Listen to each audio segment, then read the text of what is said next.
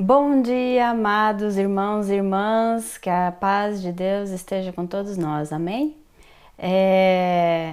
Hoje a gente vai fazer um louvor diferente, né? Não sei se vocês já viram em alguns canais aí de YouTube ou mesmo alguma igreja irmã que já fez, uns grupos de louvor já tentaram fazer em conjunto, né?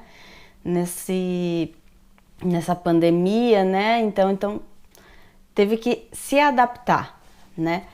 E aí então a gente tentou fazer a mesma coisa, né? O nosso grupo de louvor, eu e a Ana, né? E a gente vai fazer um louvor diferente hoje. O cântico de hoje será Maranata. Alguns já devem conhecer. E esse cântico, no original, ele é muito comprido e a gente conseguiu simplificar. Então, vamos lá? Vamos ver como ficou o nosso louvor? Vamos louvar ao Senhor. Amém?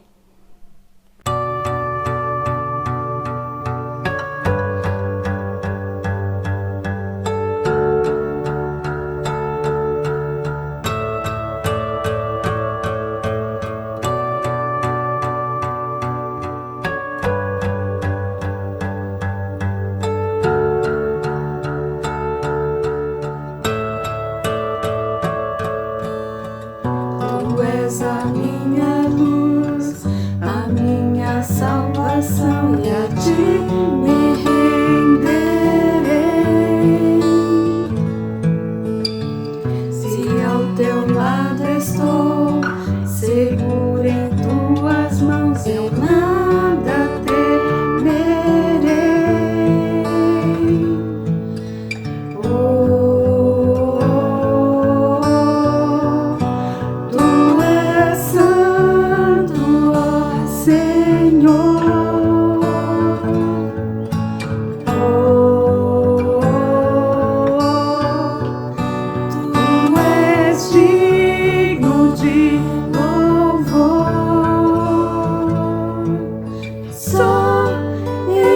Confiarei, eu nada temerei, em frente eu irei, pois eu sei que vivo estás e um dia voltarás do céu pra nos buscar, pra sempre reinarás. Aleluia.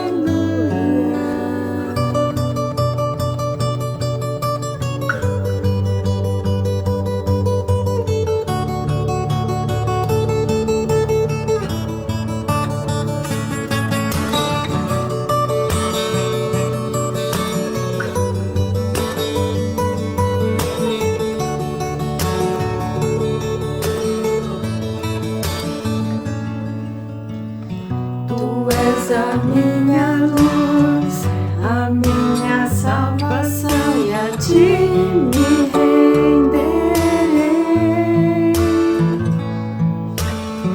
Se ao teu lado estou, seguro em tuas mãos, eu nada temerei.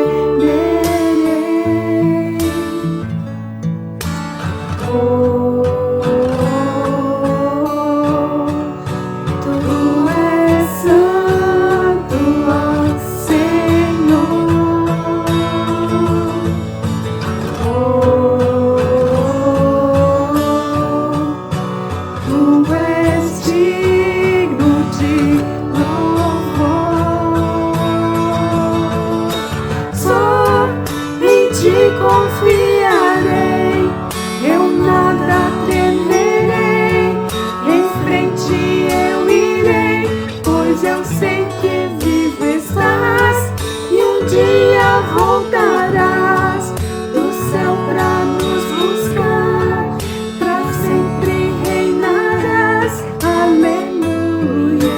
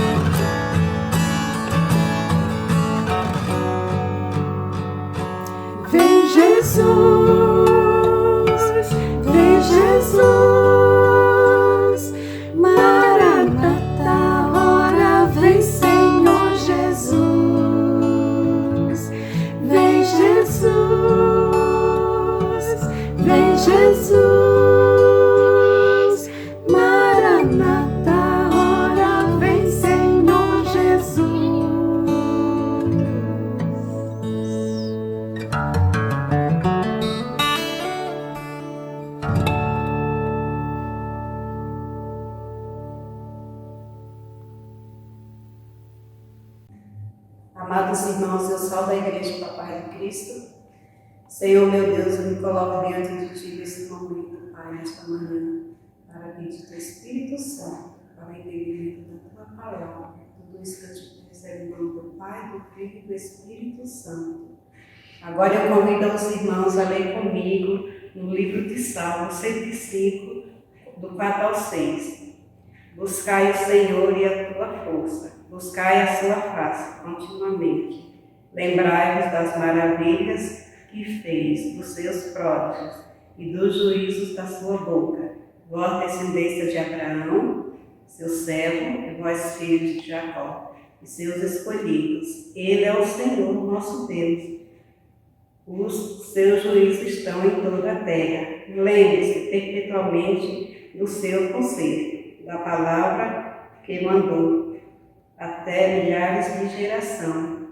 Agora colocamos diante de Deus os nossos pecados. Convido os irmãos a ler o livro de Daniel 9:5, que diz: pecamos e cometemos iniquidade, procedemos impiamente e fomos rebeldes, apartando-nos dos teus mandamentos e dos seus conceitos.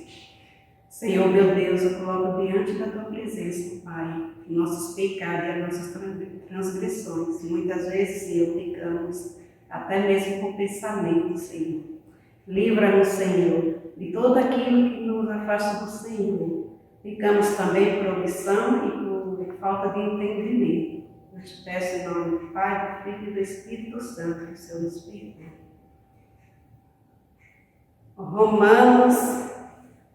Colocamos diante do nosso Senhor as nossas orações de intercessão. Vamos ler o que diz Romanos 8:26. Diz assim: e da mesma maneira também o Espírito ajuda as nossas fraquezas, porque não sabemos o que havemos de pedir, como convém, mas o Espírito intercede por nós, com gemidos inexprimíveis. Senhor, que o Senhor ajude, Pai, aqueles que estão na frente do trabalho, Senhor, lutando para salvar muitas vidas em meio a essa pandemia, Pai. E nos abençoe também, Pai, para que todos nós possamos, assim, diante de Ti, ter força, coragem, Pai, para poder saber lidar com tanta coisa. Estamos angustiados, desesperados, não sabemos ao certo, Senhor, quando tudo isso vai acabar. Mas que não percamos a nossa fé, Pai. Abre também, Senhor, a porta de emprego àqueles que ficaram desempregados. E abençoa também aqueles que estão trabalhando, Pai. Tudo isso eu te peço em nome do Pai, do Filho e do Espírito Santo. Bom dia, meus queridos irmãos e queridas irmãs. Mais uma vez estamos aqui para louvar ao Senhor, para cultuar o nome do Senhor. Muito obrigado, sim, a vocês que estão colaborando com a gente, fazendo prelúdio, cantando hinos de louvor ao Senhor. Isso é muito gratificante, quer dizer que não é só eu que estou fazendo as coisas, mas também todos os membros da igreja também estão fazendo. Isso é muito bom, a gente ter essa colaboração, essa congratulação toda vez que estamos juntos e podemos fazer melhor para o nosso culto, para o nosso louvor ao nosso Deus. Bom, hoje esse domingo é o domingo da Trindade. Deus Pai, Deus Filho, Deus Espírito Santo. É um domingo em que a gente está falando sobre a Trindade, falando sobre Deus, sobre Jesus Cristo, sobre o Espírito Santo. É muito gostoso a gente ver até no Antigo Testamento a formação dessa Trindade dentro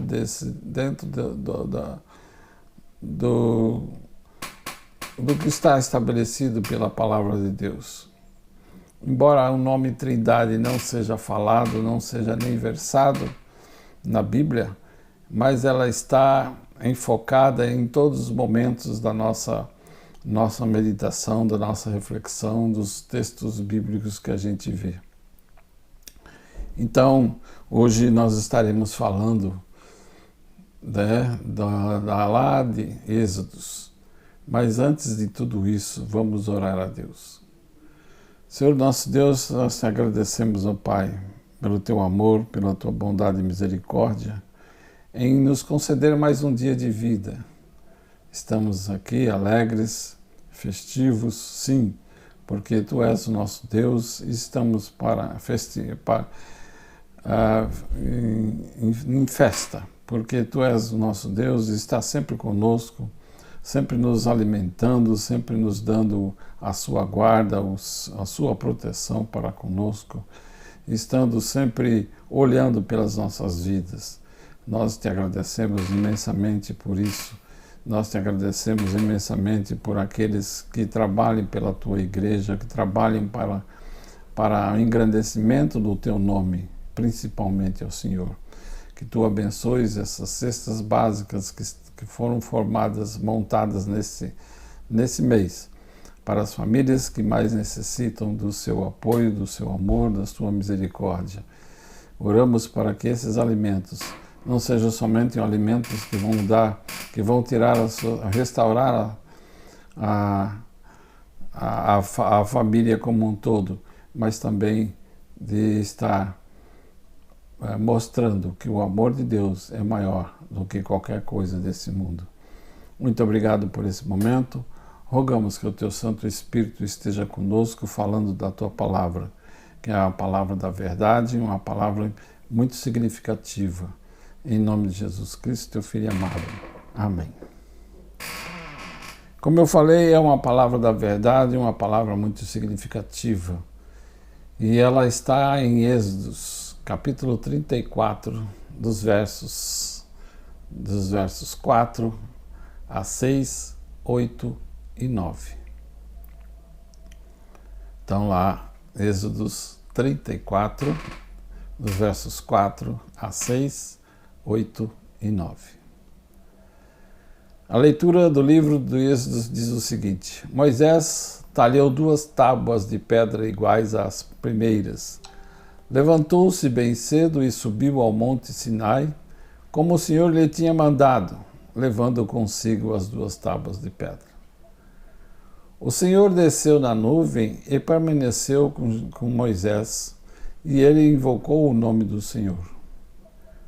E o Senhor passava diante dele, e ele exclamou: Senhor, Senhor, o Senhor Deus misericordioso e clemente, paciente e rico em bondade e fiel. Imediatamente Moisés curvou-se até o chão e prostrou-se em adoração. Depois disse: Senhor, se é verdade que gozo do teu favor, então, meu Senhor, caminhe no meio de nós, pois esse é o povo de uma cabeça dura. Perdoa as nossas culpas, os nossos pecados, e acolhe-nos como prioridade tua. Esses são os versos, o texto básico da nossa meditação de hoje, que fala realmente no capítulo Êxodo 34, ele fala restabelecimento do pacto mosaico, o restabelecimento do pacto mosaico. Antes da gente começar a falar do texto em si, a gente vai dizer o que significa tudo isso. Muitas vezes eu vejo na televisão, às vezes até pessoas que mostram, né, a cidade de Jerusalém, mostram as várias cidades que falam a Bíblia, e também mostram o Sinai. Mas mostram o Sinai de uma maneira como se fosse um ponto turístico, sem mencionar o que realmente aconteceu naquele local. O que realmente aconteceu com Moisés, com todo aquele povo de Israel que estava ali depois que eles saíram do Egito. A gente sabe que o texto ele fala sobre a aliança, das tradições da aliança no Sinai. E um conjunto de tradições diversas, cujo denominador comum é a reflexão sobre um compromisso, a aliança, ou Berit, que Israel teria assumido com Deus. O texto, como a gente disse, ele se situa no deserto do Sinai, em frente ao monte. No texto bíblico não temos indicações geográficas suficientes para identificar o monte da aliança. Em si, o nome Sinai não designa um monte, mas uma enorme península de forma triangular com mais ou menos 420 quilômetros de extensão norte-sul, estendendo-se entre o mar Mediterrâneo e o mar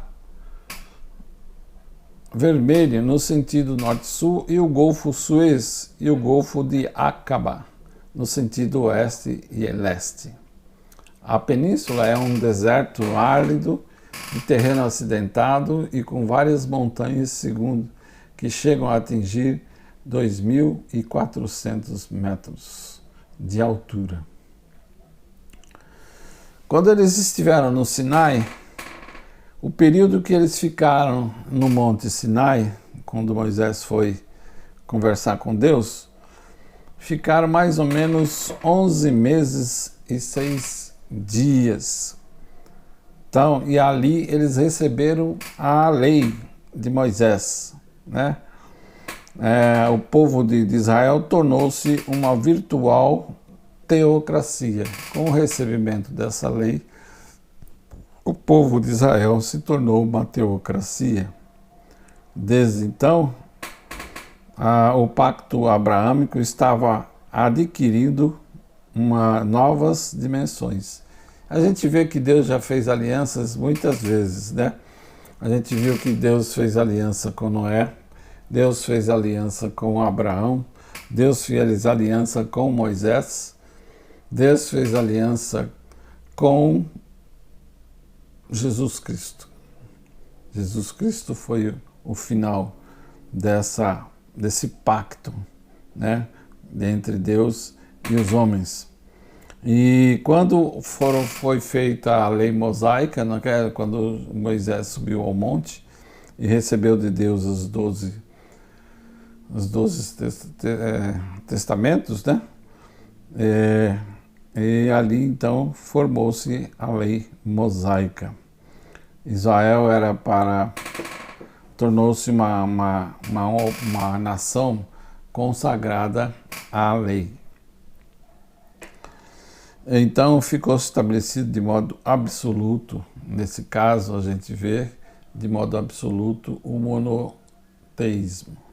A partir daquele momento, quando Deus estabelece a lei mosaica, o povo passa a ser direcionado ao monoteísmo. A lei estendeu-se desde o movimento em que a lei foi dada do Sinai até a vinda de Cristo, quando a sua expiação ele trouxe a nova dispensação no qual vivemos. Segundo alguns autores, esse texto pode ter sido a primitiva versão já vista da aliança do Sinai, lá no século X a.C. Mas na versão final do Pentateuco, entre os séculos 4 e 5 a.C., foi utilizado para descrever a renovação da primeira aliança, entretanto rompida pelo pecado do povo. No estado atual do Pentateuco, o esquema é o seguinte: Israel comprometeu-se com Deus, mas durante a ausência de Moisés no cimo do monte, o povo construiu um bezerro de ouro para representar Deus, o que lhe estava interdito pelos mandamentos da aliança. Então Moisés intercedeu pelo povo e Deus renovou a aliança com Israel. É isso que a gente sabe.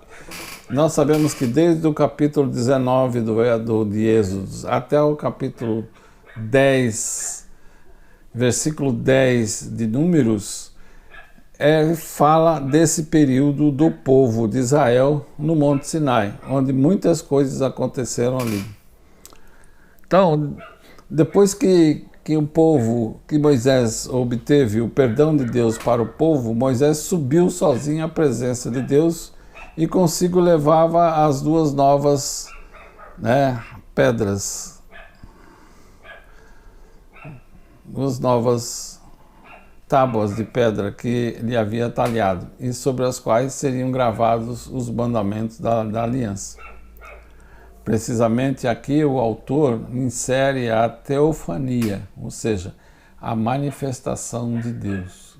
Nós vemos que na primeira vez, quando Moisés recebeu as tábuas da lei, Moisés somente ouviu e viu Deus fazer as formas das tábuas da rocha e na rocha mesmo escreveu as suas leis. Dessa vez não, dessa vez na repactuação do pacto mosaico, Moisés subiu ao monte com as tábuas feitas por ele. E chegando lá, Deus escreveu novamente os mandamentos, né? A nuvem que paira no caminho do céu e da terra é no Antigo Testamento, né? Não tinha aquela nuvem ao redor de Moisés. Um símbolo privilegiado para exprimir a presença de Deus que vem ao encontro do homem. Então, na primeira vez quando Deus falou com Moisés, ele pediu para que fizesse um cercado ao redor da rocha onde eles estavam acampados e que ninguém passasse daquele cercado, que se passassem por ali ou se encostassem naquele cercado morreriam. E quando Deus falou com Moisés pela primeira vez, colocando as suas tábuas, as leis nas tábuas, ele fazia um barulho enorme, como se fosse um vulcão explodindo, né? Uma coisa fantástica, todo mundo ouvia o que estava acontecendo. Dessa vez não, dessa vez Deus fala com Moisés entre nuvens, né? A nuvem que parava no meio do caminho do céu e a terra, né? É um símbolo privilegiado para exprimir a presença de Deus que vem ao encontro do homem. Ao mesmo tempo, a nuvem simultaneamente esconde e manifesta, sugere o mistério de Deus escondido e presente, cujo rosto o homem não pode ver, mas cuja presença adivinha. É a mesma coisa, é esse sentimento que nós temos quando somos atingidos pelo Espírito Santo e nos arrependemos dos nossos pecados e aceitamos a Jesus Cristo como Senhor e Salvador. A partir desse momento em diante, a presença de Deus é mais significativa. Você sente a presença do Espírito, você sente a presença de Deus na sua vida. Então essa teofania continua depois como uma autoapresentação do próprio Deus. Como é então que o próprio Deus se define? Quem Ele é e se diz de si próprio. A gente vê no versículo, vamos ver aqui, no versículo 7, que fala que conserva a misericórdia por 1000 gerações e perdoa as culpas, rebeldias e pecados, mas não deixa nada impune, castigando a culpa dos pais nos filhos e netos até a terceira e quarta geração. Então, imediatamente Moisés curvou-se até o chão e prostrou-se em adoração. Quer dizer, o Senhor se apresentou, quer dizer, o Senhor Deus misericordioso e clemente, paciente, rico, bondade e fiel. Ali Deus não estava falando das qualidades do seu poder, da onipresente e onisciente, mas ali Deus estava mostrando que Ele era um Deus misericordioso, que era um Deus clemente, que era um Deus rico em bondade e fidelidade, que conserva a misericórdia por 1000 gerações e perdoa as culpas, né? Então, nessa apresentação, Deus não menciona a sua grandeza e onipotência, o seu poder e majestade, mas menciona as qualidades que fazem dele o parceiro ideal para a aliança. Deus é o Deus de clemência e compassivo, sem pressa para se indignar e cheio de misericórdia e fidelidade. Num desenvolvimento que aparece no texto bíblico, mas que a nossa leitura hoje não conservou, Jesus fala ainda da sua misericórdia até a 1000ª geração, que é ilimitada e desproporcional quando comparada com a sua ira, até a 3ª e 4ª geração. Aqui os números não significam nada e não devem ser tomados à letra. São apenas uma forma de representar, né, a desproporcional misericórdia de Deus, infinitamente mais inclinado para o perdão do que para o castigo. De resto, Israel é convidado a descobrir e a comprometer-se com Deus, que é sempre fiel aos seus compromissos e solidário com todos aqueles que dele necessitam. A questão essencial é essa: Deus ama o seu povo e cuida dele com bondade e ternura. A sua misericórdia é ilimitada e acontece o que acontecer, irá sempre triunfar. Israel, o povo da aliança, pode estar tranquilo e confiante, pois Deus, do amor e da misericórdia, garante a sua eterna fidelidade a seus atributos que caracterizam o seu ser. Moisés responde a essa apresentação com as petições habituais: que Deus continue a acompanhar o seu povo em caminhada da terra da escravidão para a terra da liberdade. Que Deus entenda a dureza do coração do povo e que perdoe os seus pecados.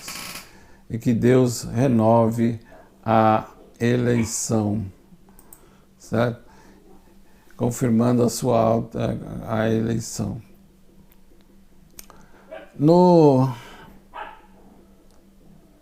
Em nossos dias atuais, nós vemos que Deus veio pactuando com o povo desde Noé. A partir de Noé veio Abraão, a partir de Abraão veio Moisés. Ele pactou uma vez, mas Moisés destruiu os seus mandamentos naquele ídolo que eles estavam dançando e fazendo festas. E após isso, Deus pediu que Moisés fizesse 2 tábuas novas e fosse ao cume da montanha e falasse com ele, e Deus escreveu os seus mandamentos novamente, fazendo um novo pacto. E esse pacto mosaico, ele durou até a vinda de Jesus Cristo. Temos que saber que Deus é sempre para o homem o mistério que a nuvem esconde e revela. Mas ao mesmo tempo nós detectamos a sua presença, mas sem o ver. Percebemos a sua proximidade sem conseguir definir os contornos do seu rosto. A ânsia de um homem em penetrar o mistério de Deus leva-o com frequência a inventar rostos de Deus, mas muitas vezes esses rostos são apenas a projeção dos sonhos, dos anseios, das necessidades e até dos defeitos dos homens e tem pouco a ver com a realidade de Deus. Para entrarmos no mistério de Deus é preciso estabelecermos com Ele uma relação de proximidade e de comunhão, de intimidade que nos leve ao encontro da sua voz, dos seus valores e dos seus desafios. Esses desafios é aqueles desafios de subir ao monte. Assim como ele desafiou a Moisés a subir ao monte, ele também está nos desafiando a subir ao monte e estar na presença dele, ser envolvido sobre aquela nuvem que paira entre o céu e a terra, fazendo com que nós possamos interagir com Cristo, com o nosso Deus, e estabelecer essa comunhão através do diálogo com Ele, que é representado pelas nossas orações e da escuta da sua palavra. O nosso texto, Deus apresenta-se fundamentalmente. Ele se define como Deus da relação e da comunhão. Deixa claro que é um Deus com um coração e com um coração cheio de amor, de bondade, de ternura, de misericórdia, de fidelidade. Apesar do seu povo ter violado os compromissos que assumiu, Deus não só perdoa o pecado do povo, mas propõe o refazer da aliança. É que, acima de tudo, esse Deus do amor preza a comunhão com o homem. O seu objetivo é integrar os homens na família de Deus? É esse Deus em que eu acredito? É esse Deus em que dou testemunho? Deus, da sua parte, faz tudo para viver em comunhão com o homem. No entanto, respeita de forma absoluta a liberdade do homem. Eu sou livre de aceitar ou não a proposta da aliança que Deus me faz. Como é que eu vou responder ao Deus da aliança? Eu aceito essa vontade que Ele manifesta de viver em relação comunhão comigo? O que é que eu faço para responder a esse desafio? O nosso desafio está em ouvir a palavra, em orar e interceder pela ação do Espírito Santo nas nossas vidas, para que possamos enxergar, para que possamos perceber a presença de Deus na nossa vida. Sem a ação do Espírito e sem o sacrifício e a ressurreição de Cristo, nós não podemos estabelecer uma comunhão permanente com Deus. Somente através de Jesus Cristo, somente através do seu sacrifício, que morreu por nós na cruz do Calvário e limpou com o seu sangue todos os nossos pecados, poderemos estar em comunhão eterna com o nosso Deus, mesmo vivendo hoje nessa terra, mesmo passando por esses momentos difíceis, que é essa quarentena que já está indo para 60 dias que estamos aqui encarcerados em nossas casas. Mas Deus há de mostrar qual é o seu propósito para tudo isso. E Ele tem mostrado, Ele tem feito com que as igrejas venham a falar da palavra. E quando eles estão falando da palavra, não só para os membros da sua igreja, mas para aqueles que ouvirem esse vídeo, ou de outros pastores, de outros ministros que estão falando da palavra, isso é uma coisa grandiosa, porque nós não estávamos presos a 4 paredes. Hoje nós não estamos mais presos. Estamos livres dessas paredes e estamos falando da palavra de Deus e fazendo com que o povo entenda que somente com o arrependimento e somente com o seu sacrifício de Jesus Cristo na cruz do Calvário, Ele pode nos levar à Terra Santa, assim como Ele prometeu ao povo que estava no Egito, a sua Terra Santa em Canaã. É muito significativo a falar sobre o Sinai. O Sinai foi o ápice do pacto de Deus com o homem. E a partir daí veio até Jesus Cristo. E quando veio Jesus Cristo, esse pacto que era temporal passa a ser um pacto definitivo e divino com Deus ao nosso redor, com Deus da sua misericórdia, o seu amor com todos nós. Eu particularmente agradeço a Deus por esse momento, por essas palavras que Ele nos deu. O povo culpado, nós éramos um povo culpado. Hoje somos um povo seletivo, que Deus nos selecionou para estar com Ele, para estarmos falando da sua palavra, estarmos intercedendo pelas pessoas, orando para que Deus possa melhorar o nosso Brasil, para que Deus possa fazer com que os líderes escolhidos prezem pelo povo, prezem pela nacionalidade, pelo Brasil como um todo, e não por eles próprios, né? Que isso possa vir a acontecer de uma forma a fim de que possamos glorificar o nome do Senhor. Hoje, como sendo o primeiro domingo do mês, nós estamos, como é praxe da nossa igreja, estaremos fazendo a ceia do Senhor. E a ceia do Senhor, como é um sinal e selo da comunhão no comer e beber com o Senhor crucificado e ressurreto. Em seu ministério terrestre, Jesus participou de refeições com seus seguidores como um sinal de comunhão e aceitação. Ele também participou das comemorações em torno da aliança feita com Israel.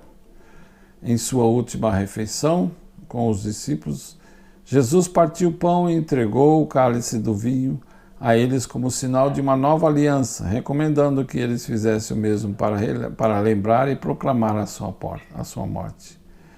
No dia da ressurreição, o Senhor ressurreto deu-se a conhecer aos seus seguidores no partir do pão. Ele continuou a aparecer diante deles, abençoando e partindo o pão, preparando, servindo, partilhando de refeições comuns. Então, nesse momento, estaremos compartilhando com Jesus Cristo a ceia do Senhor. Como Paulo escreveu em 1 Coríntios 26, versos 23 e diante, ele diz que Jesus, quando estava com os seus discípulos na refeição da noite, ele pegou um pão que estava ali perto, orou a Deus, partiu esse pão e disse: "Este pão é o meu corpo. Tomai e comei, e fazei isso todas as vezes que quiserdes." Quando terminou a ceia, Jesus Cristo pegou um cálice. Esse cálice estava cheio de vinho. E pegou esse vinho, orou ao Senhor, pediu a sua bênção.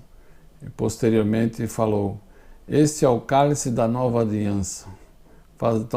Fazer isso todas as vezes, para que o Senhor venha." Então pegamos o pão e o vinho e vamos tomar e beber, comer e beber.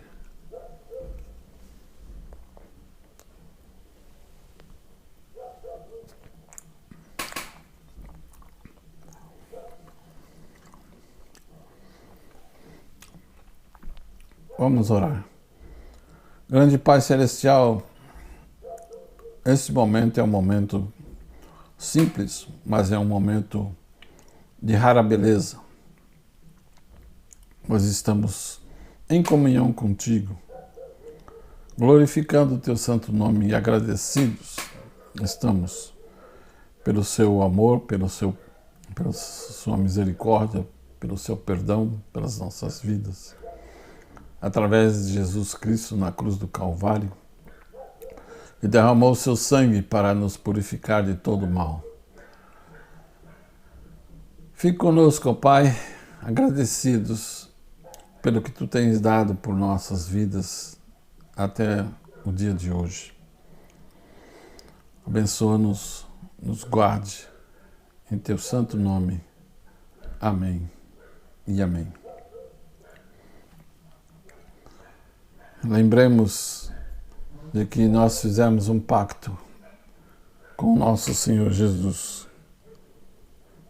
E Ele se sacrificou por nós na cruz do Calvário, para que a minha vida seja salva e para que eu possa gozar juntamente com Ele na Terra Santa.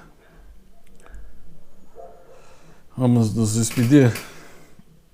Que o amor de que a graça de nosso Senhor Jesus Cristo, do amor de Deus, nosso Pai, e as reflexões do Espírito Santo em nossas vidas estejam conosco, hoje e para todos sempre. Amém e amém. Graças a Deus.